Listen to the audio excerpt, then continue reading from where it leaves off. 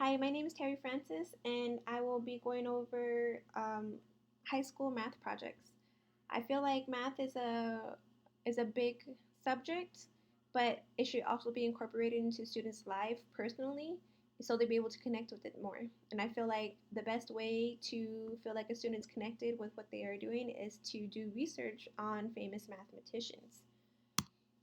I picked Dorothy Vaughan and Katherine Johnson and Mary Jackson, from Hidden Figures because I feel like they were hidden in the background for so long and they finally were able to, get some air and be recognized for all the work and all the things they have done, not for just NASA and but for African American and women as well. This was a time before NASA was even born into existence, and putting in a man on the moon was only a dream. So this was when NASA was called NACA, and I feel like that is completely, I didn't know that, so that was something new for me. Um, During, when NASA was employing, or NACA was employing African Americans, the African Americans lived in the shadows of the white men, a place where women did not have a name or a face, but working with NACA, they were just considered to be computers. When significant events happened at the time, NACA was trying to find ways to help in World War II victories. So in 1935, Langley had their first human computers. Virginia Tucker was one of those women who first joined. And as soon as the Executive Order of 8802, Dorothy Vaughan in 1943 was also hired to work at NACA, just a few years after this order went into effect. The one I found one of the significant events when this order was signed was that Jim Crow found a way to put a law that would separate blacks and white women from working in the same room. It was Mr. Crow that said, "It shall be unlawful for a Negro and a white person to play together or in company with each other in any game of cards or dice, dominoes or checkers." So, a person that has no plans on changing life from what it was in the 1940s, but women were starting to work at NACA around the place where change was already beginning. And W.E. Du Bois was an advocate for American civil rights and a founder of NAACP. He was the educated man that was an editor and founder of the Crisis magazine. He helped people around the world and actively protested, which I found very, very cool. Being a computer or an engineer meant that you had to take differential equations for engineers to make sure that you're doing all the calculations correct. The abstract three-dimensional Cartesian plane was used by Katherine Johnson to figure out the equations for space. The trajectory research that had to be computed to know how to send men to space and then how to bring them home. So this is a picture of the staff of the supersonic pressured tunnels and computers. And I find that this picture was very interesting. So this picture was taken, as you can see, in the 1950s, and this was just a few, and I don't think this is a picture of everyone that was working at the time.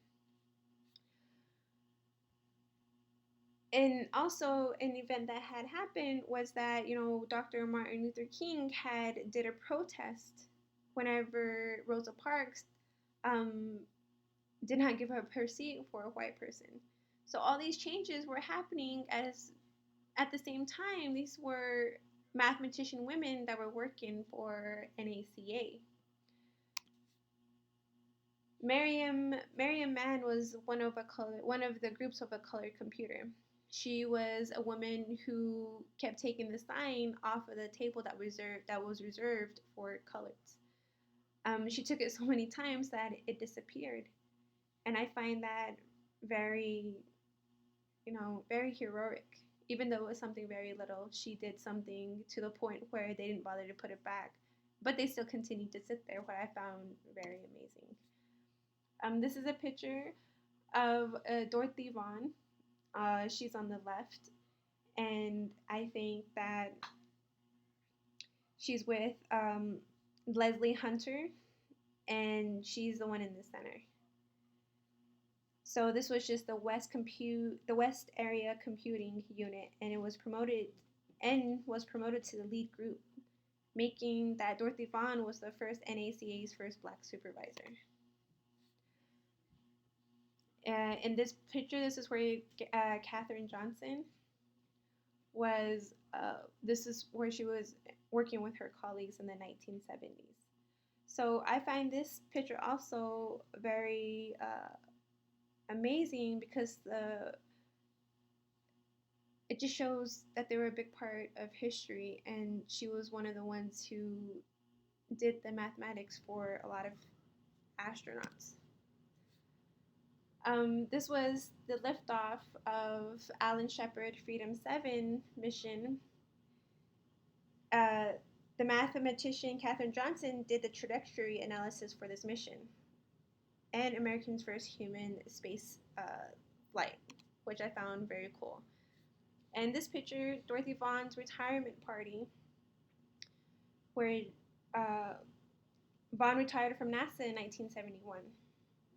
Dorothy Vaughan began her career at Langley Memorial Astronautical Laboratory Segregated West Area Computing Unit, and was promoted to be the first black supervisor, which I find amazing, and it feels like they made history for a lot of people. Mary Jackson was um, an engineer at NASA Langley, and she went through an ordeal to even get her degree as an engineer. So these are just very impactful things. I feel like equal rights for men and women is a big thing, and with math, students need to know this stuff. Students need to know what women and men have done in history, but things that people try to hide. And I feel like the World Human Rights, is very important too, because again, students don't understand that equal rights and equal opportunity is for everyone. But this connects with the life that they have because it's still happening today, and equal opportunity shouldn't be an issue anymore. So again, I feel like I know this is not a math lesson, but it's a history of, or I guess a look into what I feel that is important whenever you are teaching as a math teacher. Thank you.